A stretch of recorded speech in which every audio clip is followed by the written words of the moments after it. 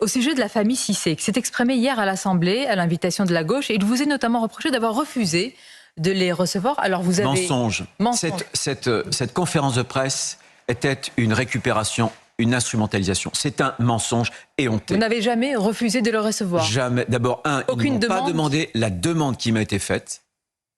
Et je les recevrai prochainement. C'est le Haut Conseil malien, un organe de représentation de la communauté malienne sur le sol français. J'avais demandé, moi, dès dimanche, au préfet de s'enquérir pour savoir si Aboubacar Cissé disposait d'une famille. Il a rencontré d'ailleurs son oncle hier soir à 18h.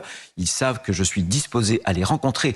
Mais que des hommes et des femmes politiques produisent de tels mensonges. Mais que disent les médias? Pourquoi est-ce que les médias ne font pas des enquêtes? Vous imaginez un homme, une femme de droite qui ferait ce genre de choses? Mais alors tout le monde lui tomberait sur la tête. Et parce qu'on a des gens qui sont de l'extrême gauche ou de l'écologie, c'était le cas de Madame Tondelier, on les laisse mentir impunément. Vous avez démenti, vous n'avez donc jamais refusé évidemment de les recevoir. Pourquoi vous ne les avez pas reçus, j'allais dire, avant cette polémique? Pourquoi quelques jours après, tout simplement recevoir une famille endeuillée comme d'autres? Aboubacar Cissé était en situation irrégulière, donc c'est difficile de retrouver la famille. Nous l'avons retrouvé, sa famille est... pour partie, en Afrique d'ailleurs. Ses deux parents d'ailleurs sont dans 2 pays africains d'Afrique noire. C'était difficile.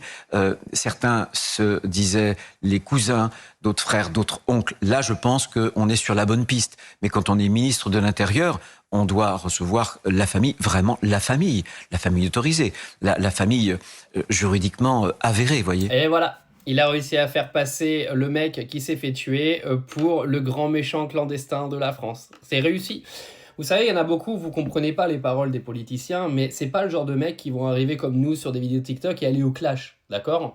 Tout le monde n'a pas Donald Trump dans son pays.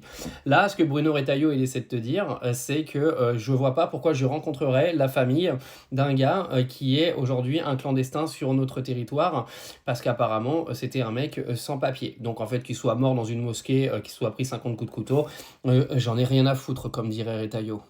Il s'est pas rendu dans la mosquée, il n'a pas rencontré la famille. S'il n'y avait pas eu de buzz, il n'en aurait même pas parlé, ce serait passé à l'as. Et voilà, c'est le ministre de l'Intérieur aujourd'hui, mais vous savez quoi? Je m'en inquiète même pas. Parce que Retailleau, il va faire encore quelques mois, et puis il va foutre le camp. Parce que Manu va faire une dissolution à un moment donné, et Retailleau ne refera pas partie d'un gouvernement. La prochaine fois que Retailleau fera partie du gouvernement, c'est quand il se présentera aux élections, et que le peuple l'élira ou non. Mais Retailleau, de toute façon, il va gicler. Il ne peut pas rester la ministre de l'Intérieur avec tous les scandales qui sont en train de se passer dans le pays. Vous allez voir. Je connais un petit peu la France, c'est impossible que Retailleau reste ministre de l'Intérieur. Donc d'ici quelques mois, il va gicler et on n'en parlera plus.